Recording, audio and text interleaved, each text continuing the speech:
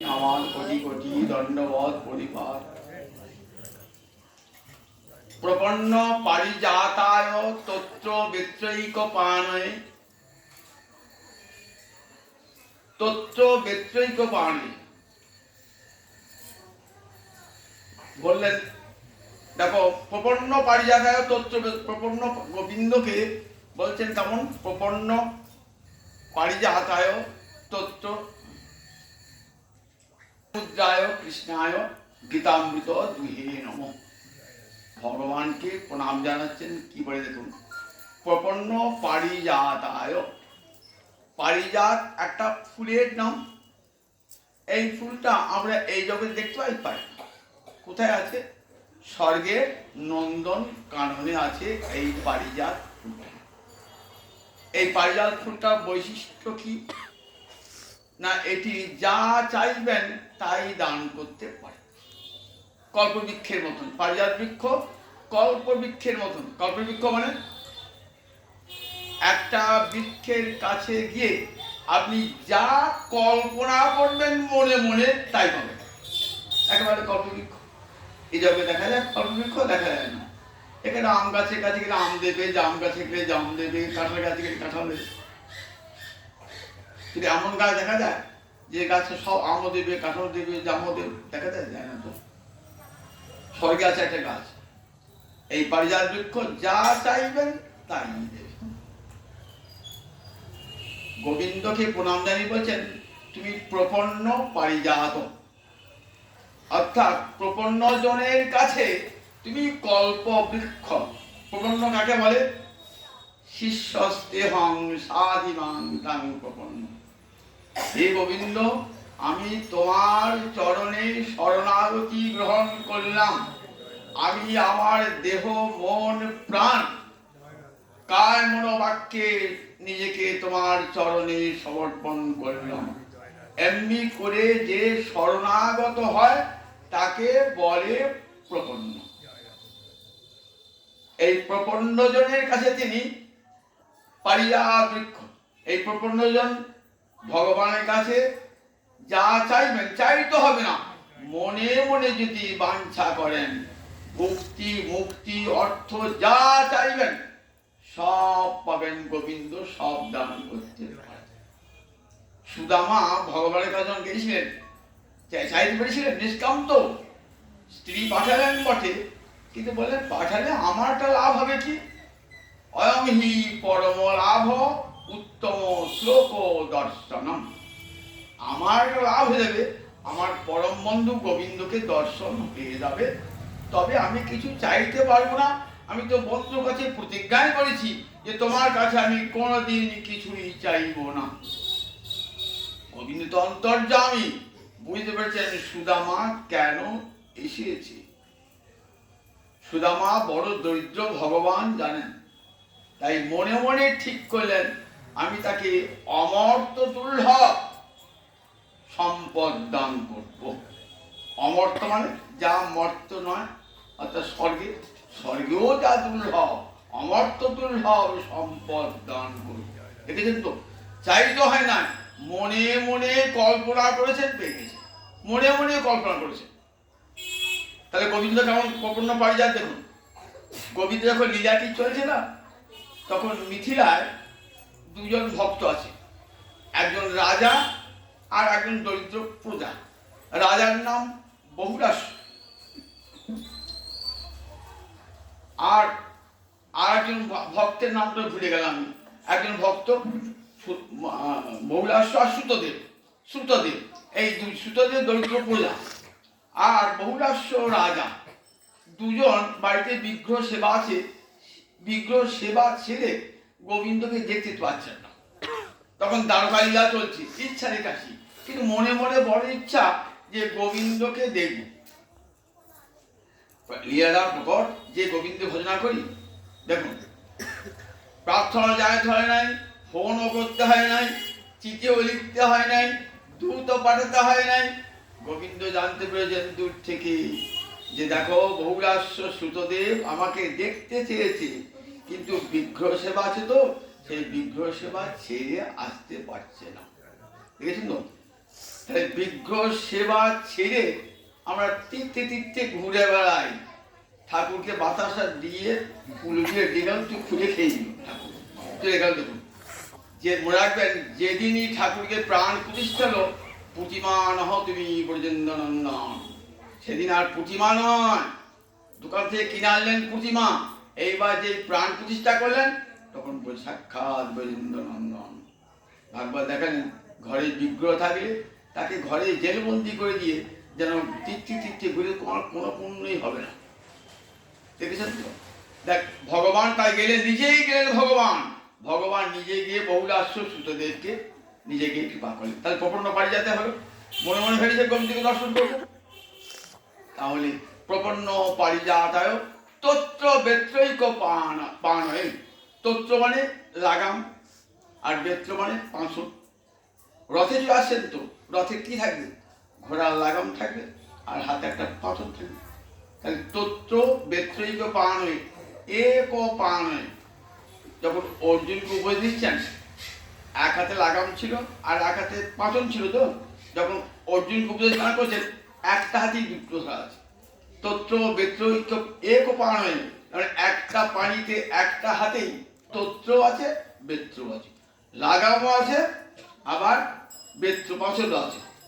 এইবার জ্ঞান মুদ্রায়, জ্ঞান মুদ্রা কাকে বল? দেখুন এইরকম জ্ঞান মুদ্রা, এই তর্জনীতে বিদ্যাংশে যখন গুরুদেব উপদেশ দান করেন এই জ্ঞান তত্র বেত্রৈক পানয় জ্ঞান মুদ্রায়। গীতামৃত 2 নম্বর, গীতারূপ অমৃত দহনকারী গোবিন্দকে প্রণাম জানাই। বসুদেব সুতং দেবং কংস চাণূর মর্দনং দেবকী পরমানন্দং কৃষ্ণং বন্দে জগদ্গুরুং।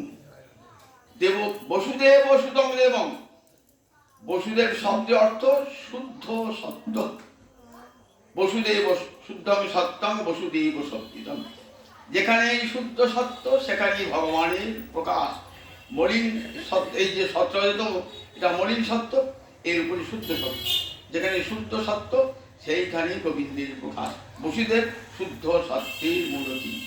বসুদেব সুতং দেবং কংস চাণূর মর্দনং। যখন কংসের ধনুর্যজ্ঞে সভায় গোবিন্দ গেলেন, গোবিন্দ যাচ্ছেন, তখন তো 11 বছরের ছিল, একটা 11 বছর পুরো হয় না, 10 বছর কয়েক মাস। কৃষ্ণ আর বলরাম যাচ্ছেন, তো প্রথমেই একটা দাঁড়িয়ে বিশাল কুবলা হাতি আছে, তাকে শিক্ষা দিয়ে রেখে দিয়েছে কি করবি, ওই কালো ছেলেটা দেখে আগে আসবে তো ছুঁড়ে করে নিয়ে চলে আজি মারি,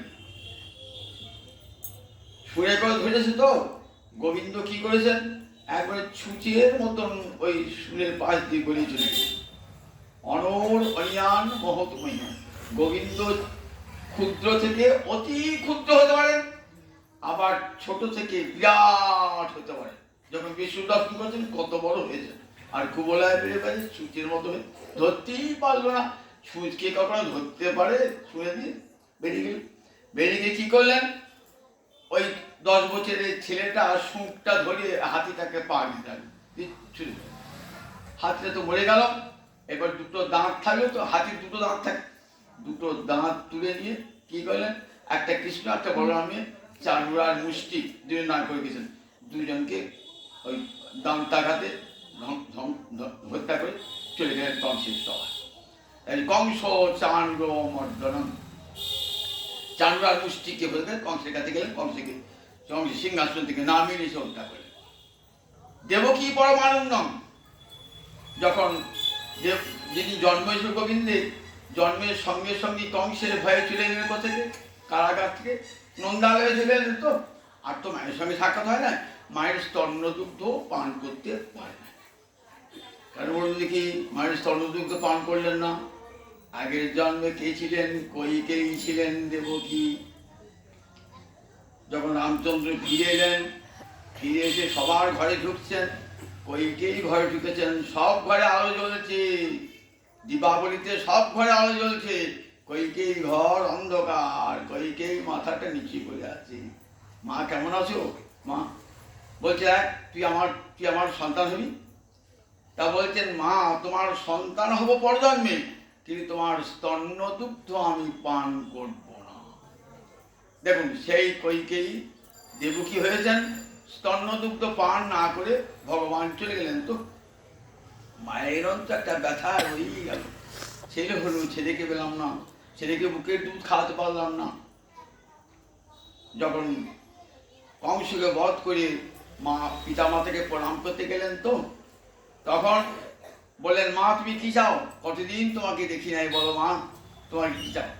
বললে, আমি চাই তুই আমার বুকের স্তন্য পান কর, দুগ্ধ পান কর, বুকের দুগ্ধ পান কর, আর আমার যে মরা যে 6টি ছেলে ফিরিয়ে নিয়ে আয়, মরা জড়ে ছেলে কংস মেরে ফিরিয়ে নিয়ে আয়।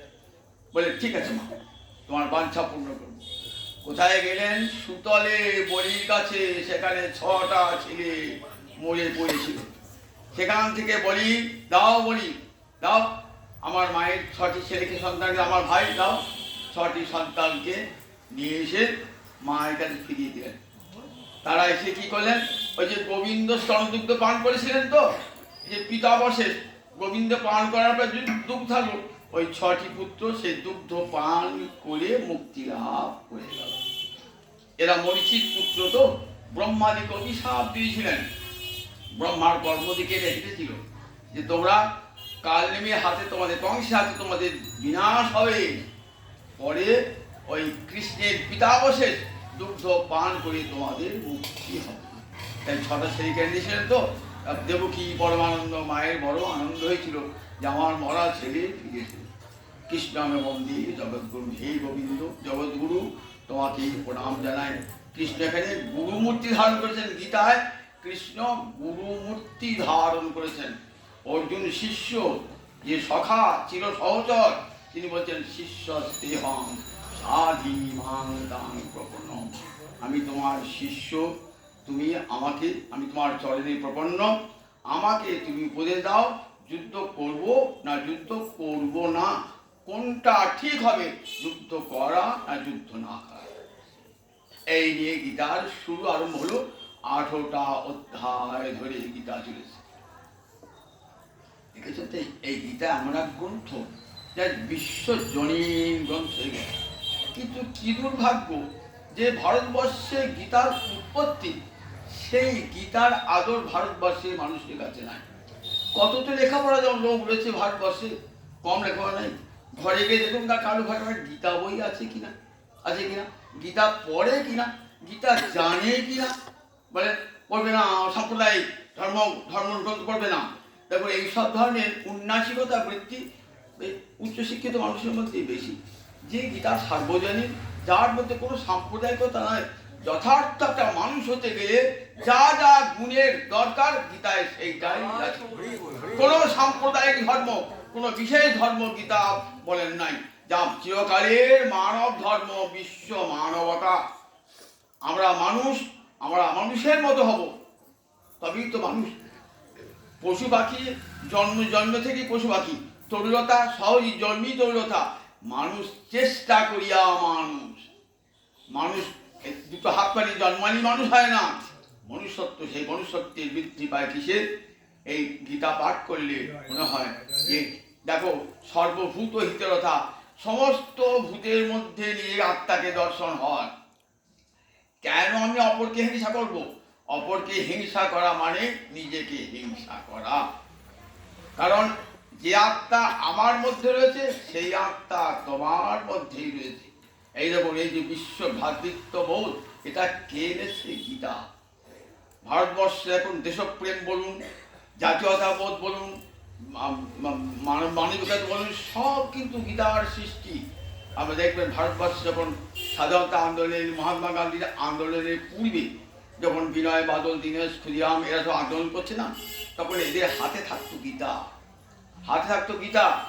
ক্ষুদিরামকে যখন ফাঁসির মঞ্চে নিয়ে যাওয়া হয়েছে না, তখন জাজ রায় দিচ্ছে, ইংলিশে রায় বলছে। তো ক্ষুদিরাম তো বেশি পড়াশোনা করে নাই, ইংলিশে বলছে।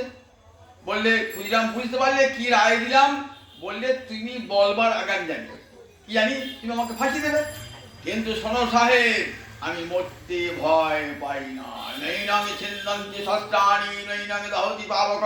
জানো, তুমি আমার দেহটাকে মারবে, কিন্তু আমাকে হত্যা করতে পারবে না। এই দেখো আমার হাতে গীতা, ঠিক আছে? যা তো শুনে বিনয় বাদল দীনেশ যখন রাইটার্স বিরুদ্ধে আক্রমণ করেন, বিনয় বাদল দীনেশ তিনজন ছিলেন, 18-20 বছরের ছিলেন, সঙ্গে গীতা নিয়ে গেছেন। রাইটার্সকে ধ্বংস করে আক্রমণ করে সাহেবকে হত্যা করলেন। হত্যা করে এবার তো ফাঁসি হবে, তো এইবার শেষে দীনেশকে নিয়ে যাবে। বিনয় বাদল তো আগেই মরে গেছিল, দীনেশকে যখন নিয়ে যাবে না, ফাঁসির মঞ্চে নিয়ে যাবে, স্নান টান করিয়ে ফাঁসির মঞ্চে দীনেশ যাচ্ছে হাসি মুখে যাচ্ছে। নৈনমি ছিন্দন্তি শস্ত্রাণি নৈনমি দহতি পাবক। বলছে তোমার ভয় করছে না? ফাঁসি মঞ্চে ভয় কি, আমি তো মরবো না, সাহেব তুমি আমার দেহটা নেবে। নৈনমি ছিন্দন্তি, জানো আমাদের গীতা কি বলেছে? আমার মৃত্যু নয়, আমাদের ভারতবর্ষ মৃত্যুকে স্বীকার করে না, দেহের মৃত্যু হয়, দেহীর মৃত্যু হয় না। অবাক হয়ে গেল।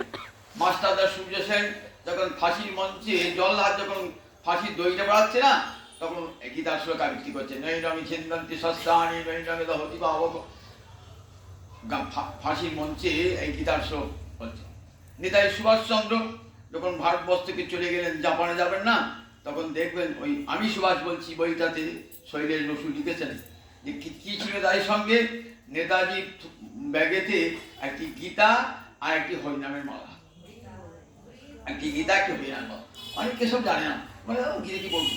নেতাজি সুভাষচন্দ্রের মতো মানুষ তৎকালীন যুগে নেতাজি সুভাষচন্দ্র হরিনামের মালা কি শক্তি পেয়েছেন, মাকে লিখেছিলেন, মা গীতা আমাকে সব শক্তি দান করে, মা গীতা এবং হরিনাম, মা হরিনাম একমাত্র হরিনামই সত্য জীবনে, আর সব মিথ্যা। মাকে লিখছেন নেতাজি সুভাষচন্দ্র বসু, মা হরিনামই সত্য আর সব মিথ্যা, মা লিখেছেন। তো বিবেকানন্দ সব মাথায় পাগড়িতে একটা গীতা, ছোট গীতা থাকে। এই গীতা যদি সঙ্গে থাকে কোনো বিপদ হবে না, সমূহ বিপদ থেকে আপনি রক্ষা পেয়ে যাবেন। আমি আমার বন্ধু বান্ধব আত্মীয় স্বজনকে বলি, যখনই কোনো জায়গায় যাবি যেন একটা সঙ্গে গীতা নিয়ে যাস, দেখবি কোনো বিপদ হবে না। আমার অনেক কিছু বলেছে, যদি বিপদ হতে হতে রক্ষা পেয়ে গেছি শুধু গীতা থাকার জন্যে। গীতা গীতা আমার মহামহিয়ান, এত গীতা সর্বদেশে। মহানম্বর ব্রহ্মচারী এই যুগের বিখ্যাত পণ্ডিত ব্যক্তি মহানম্বর ব্রহ্মচারী আমেরিকায় গেছেন বক্তা দিতে। বক্তা দিয়ে যাওয়ার আগে যেখানে বক্তা দেবেন বিশাল মঞ্চ হয়েছে, পাশে একটা লাইব্রেরি, তার সেখানে একটা লাইব্রেরিয়ান বক্তা আরম্ভ হতে দেরি আছে। তখন বলছেন আপনি ভারতবর্ষ থেকে আসছেন, আসুন। দিয়ে বলছেন এই দেখুন একটা ঘরে নিয়ে গেছেন, দেখছেন গোটা ঘর শুধু গীতায় ভর্তি, কত রকমের গীতা, কত হাস্য টিকা টিপ্পণী। অবাক হয়ে গেলেন। আমাদের সেই লাইব্রেরিতে, স্কুল কলেজের লাইব্রেরিতে একটা ফ্রিজে গীতা পাওয়া যাবে না, তন্ন তন্ন করে ইউনিভার্সিটি গীতা পাওয়া যাবে না। আর সেখানকার ইউনিভার্সিটির একটা লাইব্রেরিতে একটা ঘর বোঝাই শুধু গীতাতে, কত প্রকারের গীতা। অবাক হয়ে গেলেন যে আমাদের সেই গীতার আদর নাই, আর দেখো বিদেশে গীতার কি আদর। গীতা দেখেছেন তো, সত্যিকারে যারা মানুষ না তারা প্রতিদিন গীতা পাঠ করবেন, গীতার কাছ থেকে শিক্ষা গ্রহণ করবেন। গীতার 18টা অধ্যায় জীবনে মানুষের মতো মানুষ হওয়ার 18টা সিঁড়ি। এই মোক্ষযোগ বিশাল যোগটি কারণ হয়েছে। আজকে আমাদের ডাক্তারবাবু কারণ সুন্দর বললেন যে ধ্যান যোগ, এই ধ্যানটার কথা 2-4টা বলে শেষ করবে, তো বেশি বলবার সময় নেই। তা ধ্যান যোগ, দেখো ধ্যান এটা ওই 6ষ্ঠ অধ্যায়টার নাম ধ্যান যোগ বা অভ্যাস যোগ। তা ধ্যান এটা কর্মের অঙ্গ, আবার এটা যোগের অঙ্গ।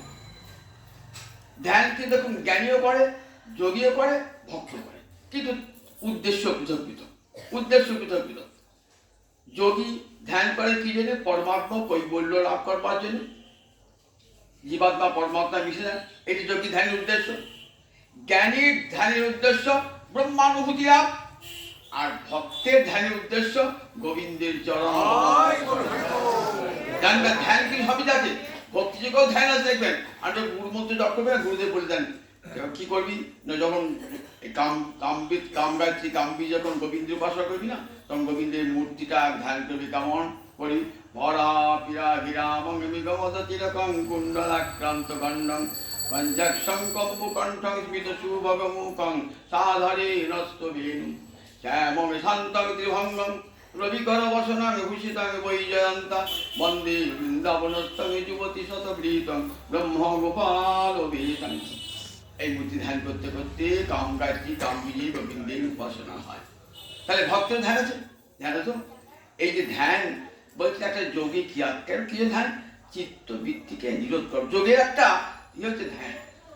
চিত্তবৃত্তি নিরোধ, আমাদের চিত্ত বিক্ষিপ্ত, পার্শ্বতে এসব মনটা ঠিক নাই ভগবানের, সেখানে ছেটে কি করছে, মেকআপ করছে, কত চিন্তা ঘরে নিয়ে, বাবা দেরি হয়ে যাবে, পার্শ্বতে দেরি হয়ে যাবে, তো কত কি রান্না টাপি দিয়েছি, একদিন রান্না করতে হবে, কত চিন্তা ঘরের মধ্যে, বলুন তো।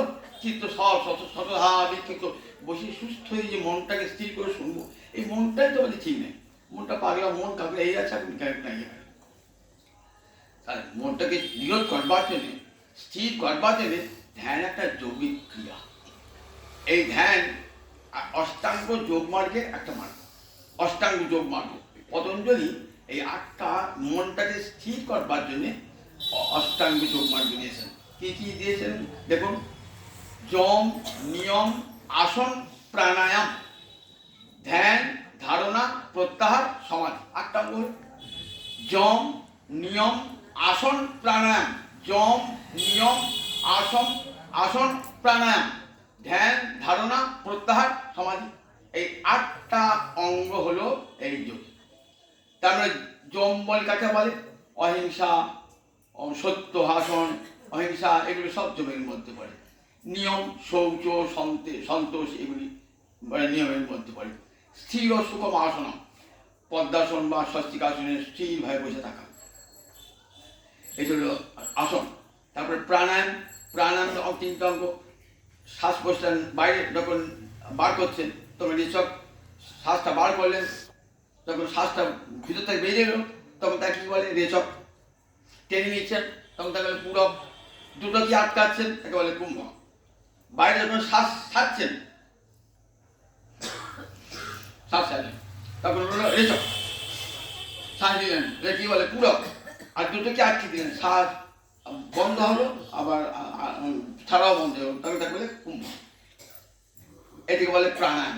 দেখবেন পুজোর সময় পুরোহিতরা এই প্রাণায়াম করে 3টি, রেচক, পূরক, কুম্ভ, প্রাণায়াম। তারপরে ধ্যান। ধ্যান মানে এইবার ভক্তের ধ্যান কেমন? গোবিন্দের কোন একটি রূপে ধ্যান, গোবিন্দের চরণ কমলে ধ্যানটা করবেন। কীভাবে ধ্যানটা করবেন? ধ্যানের প্রশ্নটা বলে গেলেন, ডাক্তারবাবু বললেন, দেখুন এমন জায়গায় ধ্যানটা করবেন যে জায়গাটা উঁচু হবে না, নিচু হবে না জায়গাটা। আবার একটা প্রথমে কি কুশে আসন, তারপরে চামড়ার আসন, তারপর বস্ত্র। কিন্তু বৈষ্ণবদের ক্ষেত্রে বলেছে চামড়া আসন না নিয়ে কুশে আসনের পর বস্ত্র আসন বসবে। তারপরে দেহটাকে কেমন করছে? একবার সোজা করবেন, সম কায় শির গ্রীব। কায় মানে দেহটা, মাথাটা, গ্রীবাটা সোজা, নাসিকাগ্রম সংপ্রেক্ষ। একবার চোখ দুটো থাকবে কোথায়? একবারে নাকের দিকে চোখ দুটো থাকবে। এবার হৃৎকমলে গোবিন্দের চরণ কমল ধ্যান হচ্ছে, হৃৎকমলে গোবিন্দের চরণ ধ্যান হচ্ছে। আর এইগুলি হলে একেবারে ধারণা। আবার মন পালিয়ে যাচ্ছে, চলে যাচ্ছে, তো মন যখন চলে যাচ্ছে, আবার তাকে ধরে ধরে নিয়ে আসা হচ্ছে, ধরে ধরে মনটাকে ধরে দিই। আবার মন ধ্যান বসে ধ্যান করতে দিলে মনটা পালিয়ে গেল, আবার মনটাকে জোর করে নিয়ে এলেন, আবার মনটাকে জোর করে নিয়ে এলেন, এমনি প্রত্যাহার হলো। তারপরে সমাধিগ্রস্ত অবস্থা, সমাধি করতে করতে করতে যোগী এমন একটা সুখের অবস্থা প্রাপ্ত হয় না, তখন সমাধি যোগ হয়ে যায়। সমাধি আবার দুরকম, সবই সমাধি, নির্বিষ সমাধি। সবই সমাধিতে চিত্তবৃত্তি লোপ পায় না, কিন্তু নির্বিষ সমাধিতে চিত্তবৃত্তি লয় হয়ে যায়। তখন যোগী এমন একটা সুখ লাভ করেন না, জঙ্গলব্ধা চাপরং লাভং মন্নতি নাধিগম তত। যে অবস্থা প্রাপ্ত হয়ে যোগী কেমন অবস্থায়? আর কিচ্ছু চায় না যোগী, এই সুখটাই যেন সব সময় অন্তরে থাকে। ব্রহ্ম সঙ্গে এক সংস্পর্শে অনুভূতি জাগ্রত হয়ে যেত, তখন সাধকের গোবিন্দ চরণের সঙ্গে নিজেকে বিলীন করে যায়। ফলে আর অন্য কোনো বাহ্য বিষয়ে তাদের আর জ্ঞান থাকে না। কি দেখেন? যেদিকে তাকান সেই দিকেই কৃষ্ণমূর্তি, যাহা যাহা নেত্র পড়ে তাহা কৃষ্ণ স্ফূর্তি। দেখেছে? স্থাবর জঙ্গম দেখে, না দেখে তার মূর্তি, যাহা যাহা নেত্র পড়ে তাহা কৃষ্ণ স্ফূর্তি। স্থাবর জঙ্গম যেদিকে তাকাচ্ছেন সেদিকেই কৃষ্ণমূর্তি। রাধানী বলছেন না, আমি যদি চলে যাই পথে শ্যামে যায় মোহন সাথে সাথে চরণে চরণ ঠেকাইয়া আমি যদি নয়ন মুদে থাকি অন্তরে গোবিন্দ দেখি আবার নয়ন মেরিয়া দেখি শ্যাম আমি যদি চলে যাই পথে শ্যাম যাই মোহন সাথে সাথে চরণে চরণ ঠেকাইয়া বলি হেই মা লাজে মরি লোকে দেখলে বলিবে কি হেই মা লাজে মরি। গোবিন্দকে সঙ্গে যান নাই, গোবিন্দকে সঙ্গে নাই, চরণে চরণ ঠেকাচ্ছে না। রাধারী অন্তরের ভাবখানা কেমন দেখুন, ভাবখানা সঙ্গে আসেন। ভ্রমেতে ফিরাই আঁখি সঙ্গে কিন্তু নাই দেখি মরে থাকি মনে মুরছিয়া। এতক্ষণ ভাবছেন কৃষ্ণ আমার সঙ্গে সঙ্গে আসে, কৃষ্ণ আমার সঙ্গে সঙ্গে আসে। গোবিন্দ বলছেন না দিকে তো এক মুহূর্ত রাধারী থাকতে পারেন না, যেদিকেই দেখান সেদিকেই কৃষ্ণ, যেদিকেই দেখান। আমি যেদিকে ফিরাই আঁখি কৃষ্ণময় জগত দেখি। দেখেছেন তো এই ধ্যানের অবস্থা সর্বদিকে। প্রহ্লাদ যেদিকে তাকাচ্ছেন সেই দিকেই ভগবানকে বিষ্ণুকে দর্শন করছে, যেদিকে তাকাচ্ছেন। শত্রু আসছে অস্ত্র হাতে নিয়ে, ও আমার গোবিন্দ আজ দেখো অস্ত্র হাতে নিয়ে আমাকে মারতে আসছে, গোবিন্দ আসছে। মত্ত হাতে আসছে, ও গোবিন্দ আজ হস্তি মূর্তি ধারণ করেছে। সাপ আসছে প্রান্তে, গোবিন্দ আজ সর্বমুখী ধারণ করেছে। সর্বত্র গোবিন্দ। ধ্রুব যখন চরম সমাধি মগ্ন অবস্থা, তখন কি দেখছেন বাঘ আসছে, বাঘ থেকে জয়ছেন তুমি আমার কোমরলোচন হরি, সিংহটাকে তুমি আমার কোমরলোচন হরি। দেখুন একবার এই অবস্থাটি সাধকে এসে যায়, একই বলে সমাধি, একবার ভাব সমাধি, ভগবানের লীলা সাক্ষাৎ দর্শন হয়। তখন কেমন অবস্থায় আত্মারাম, আত্মার আনন্দে বিভোর, বাহ্য স্মৃতি একবারই থাকে না। বাহ্য স্মৃতি কে শত্রু কে মিত্র জ্ঞান নাই। বলছেন প্রহ্লাদকে বলছেন পিতা হিরণ্যকশিপু দেখ রাজার সঙ্গে শত্রুর ব্যাপারটা কেমন হবে। বললেন পিতার শত্রু কাকে বলছো, জগতের শত্রু বলে কেউ আছে নাকি? যদি শত্রু থাকে গোবিন্দই শত্রু, গোবিন্দই মিত্র। এই অবস্থায় এসে যায় সাধকে। মনকে এমন ভাবে সাধক নিয়ন্ত্রণ করেন, মনটাকে সাধকে উচ্চ দিকে নিয়ে যায়। মনের একটা অংশ নিচুতে পড়ে আছে, সবচেয়ে নিচু ভাবনা, নিম্ন ভাবনা, সমস্ত ইতর ভাবনা মনের একটা অংশে রয়েছে। সাধনার ফল কি হয়, এই মনটাকে নিচু, মনটাকে উপরে তুলে নিয়ে যায়, উপর তুলে যায়, মনের ঊর্ধ্বগমন হয়ে যায়। এমনিকে ধ্যানে বসলে কিছুক্ষণ বলে মন চিত্তটা স্থির হয়। এই অবস্থা হতে হতে সাধক কেমন অবস্থাটি হয় বলেন নির্বিষ সমাধি প্রাপ্ত হয়ে যায়। সবসময় ভগবত দর্শন হচ্ছে অন্তরে বাহিরে সবসময়। যেমন সুখদেব কেমন দেখে কেমন আত্মারাম বিভোর, গায়ে থুতু দিচ্ছে, ঢিল ছুটছে, কিন্তু সুখদেবের কোনো বিকার নাই। এই অবস্থায় এসে গেছে আত্মারাম। আমরা আত্মনি রমতে আরমতে ইতি আত্মারাম, আত্মাতে রমণ করছেন, আত্মার আনন্দে বিভোর হয়েছেন। সাধক যখন অন্তরে ভগবান দর্শন করেন না, তখন ঠিক এরকম আত্মারাম হয়ে যান। আর বাইরের কোনো কে আমাকে নিন্দা করলো, কে আমাকে ঢিল ছুড়লো, কে আমাকে থুতু দিল, এই বোধ থাকে না। এই অবস্থাটি সাধক এসেছে। এই ধ্যান যোগে এই অবস্থাটি বলা হল। যদি ধ্যান করতে করতে কারোর পতন হয়, বললেন নহি কল্যাণ কৃত দুর্গতিকা তো গচ্ছতি, ছিন্ন মেঘের মতন হয়ে যায় কি? বলে না না না, হয় না। যেটুকু ভজন করবেন না, কোনো ভজন নষ্ট হবে। দেখেছেন তো গীতা কত কাজে আশ্বাস দিয়েছেন। আমি ভজন করছিলাম, করতে করতে ভজনের মারফতে আমার আর ভজন করতে পারলাম না, তার জন্য আমার কোনো ক্ষতি হবে? বলে না, ক্ষতি হবে না। তাহলে কি হবে? তা বলে তাকে বহুদিন শাশ্বতী সমা দীর্ঘদিন ধরে স্বর্গসুখ ভোগ করিয়ে তাকে আবার নিয়ে আসবেন। নিয়ে এসে যদি বিষয় ভোগের কামনা থাকে, তাহলে সুচিনাম শ্রীমতাং গৃহে যোগ তাহলে পবিত্র ধনবান ব্যক্তির গৃহে তার জন্মদান করবেন এবং সেখানে সে ভোগ সুখে মানুষ হবে, তারপর আবার তার ঊর্ধ্বগতি লাভ হবে। আর যাদের বিষয় চিন্তা দূর হয়ে গেছে তারা কোথায় যাবেন? তারা যোগিনাঙ্কুলে জন্মাবেন, তারা যোগী কুলে জন্মাবেন, ভক্ত কুলে জন্মাবেন। সেখান থেকে আবার আগে যে ভজন যেখানে শেষ হয়েছিল পূর্বদেহিকম সংযোগম, পূর্ব দেহে যা যেটুকু ভজন হয়েছিল সেটুকু আবার সংযোগ হবে, সংযোগ হয়ে আবার সেখান থেকে শুরু হবে, তাহলে নষ্ট হবে না কোনো মতে। এই অবস্থায় যোগী বলেন, তাই এই যে গীতার যে যোগী, এই যোগী কিন্তু পতঞ্জলি যোগ মার্গের যোগী নয়, গীতার যোগী ভক্ত যোগী। বলছেন মদগতেন অন্তরাত্মনা, বলছেন আমার চিত্ত আমাতে আমার সমস্ত চিত্ত আমার আনন্দে ভরপুর হয়েছেন, হৃদয়ের মাঝে আমাকে দেখছেন। যোগী অন্য যোগী যারা তারা কিন্তু হৃদয়ে গোবিন্দ দর্শন করেন না, তার পরমাত্ম করে বলবেন। কিন্তু গীতার যোগী ভগবান বলেছেন এই যোগী কর্মীর চেয়ে বড়, এই যোগী তপস্বীর চেয়ে বড়, এই যোগী জ্ঞানীর চেয়ে বড়। কারণ এই যোগী ভক্ত, এই ভক্তিতে সবটা যোগ হয়েছে, কর্ম জ্ঞান ধ্যান সবের মিশ্রণ ঘটেছে, এই ভক্তি যোগেতে সবের মিশ্রণ ঘটেছে। আবার দেখুন সর্বভূতিহিতরতা, সমস্ত ভূতের মঙ্গল কামনায় রত এবং ভগবান ভক্ত, সে তসমাৎ যোগী হবার জন্য অর্জুন তুমি এই ভক্তি যোগী হও, এই ভগবানের উপদেশ।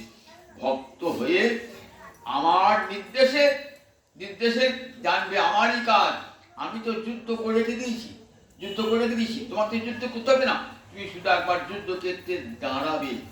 এই দেখো ভীষ্ম দ্রোণ কর্ণ তাদের সব মুন্ডগুলো আমি চিবুচ্ছি, দেখো ভগবান দেখছেন ভীষ্ম দ্রোণ কর্ণ সব ভগবানের মুখের ভিতরে ঢুকে পড়েছে। ওরে বাবা, যুদ্ধ তো হয়ে গেছে, যুদ্ধ তো হয়ে গেছে, নিমিত্ত মাত্র ভব সব্যসাচী। অর্জুন তুমি নিমিত্ত মাত্র দাঁড়াবে, যুদ্ধের ফল আগে হয়ে গেছে, তুমি শুনে দাঁড়াবে। আমার ভক্তকে বড় করবার জন্য আবার নাম করেছি ভগবান, দেখেছেন তো? তাই ভগবানকে আগে আগে কেমন করলেন, আমাদের অর্জুনকে শক্তি দান করে যুদ্ধক্ষেত্রে নিয়ে গেলেন, যেখানে শান্তির সঙ্গে অশান্তি, ধর্মের সঙ্গে অধর্মের, ন্যায়ের সঙ্গে অন্যায়, সত্যের সঙ্গে অসত্যের যুদ্ধ, সেইখানে শ্রী ভগবান সত্য শান্তি ন্যায় ধর্ম প্রতিষ্ঠা করলেন। ঘোড়ায় কোন ঘোড়া চেপে গেছে দেখুন, তত সে তৈ হয় যুক্তি মহতি সন্দন। সাদা ঘোড়ার রথ, সাদাটা কিসের প্রতীক? সাদা হলো শান্তির প্রতীক। যে ঘোড়ায় চেপে যুদ্ধ করছেন অর্জুন, সেই ঘোড়ার রং সাদা। এমন করে 60টি বাজালেন না গোবিন্দ, গোবিন্দ বাজালেন কি শঙ্খের নাম কি? পাঞ্চজন্যের শঙ্খ। অর্জুনের শঙ্খের নাম কি? দেবদত্ত। আর যুধিষ্ঠিরের শঙ্খের নাম অনন্ত বিজয়। আর নকুলার সহদেব সুবচা মণিপুষ্পক। শঙ্খ যেই বাজালেন না, ধার্তরাষ্ট্রাণ হৃদয়ানি বেলায়, ধৃতরাষ্ট্রের পুত্রের হৃদয় কে করলো? কেন কি করবে?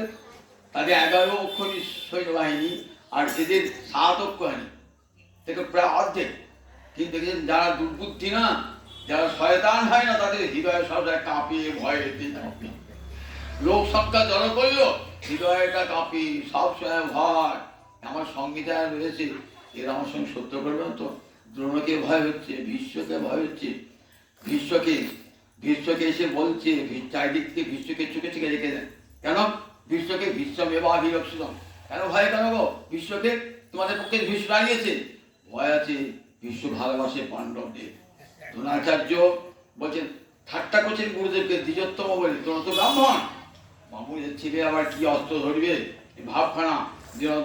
দেখুন প্রথম থেকে দুর্যোধন যে হারবে, দুর্যোধন পাপাচারী, সে গুরুকে বলতে খোঁচা মেরে কথা বলছে, ভীষ্মকে দ্রোণকে। তারা প্রথম থেকে অসন্তুষ্ট, শুধু ওই দুর্যোধনের নুন খায়, কাজ দুর্যোধনের গুণ গাইতে হয় বলে আসেন তারা মাত্র।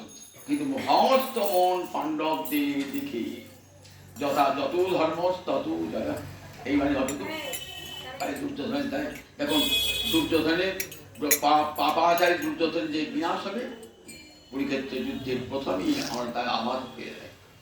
এমনিতে 18টি অধ্যায় জগৎকে লিখেন। দেখো মানব জীবনে সত্যিকারে যে জয়লাভ করতে চাও, মানুষ হিসাবে তাহলে গীতার উপদেশকে পরমাদরে গ্রহণ করে জীবন ধন্য জয় জয় জয় জয় জয়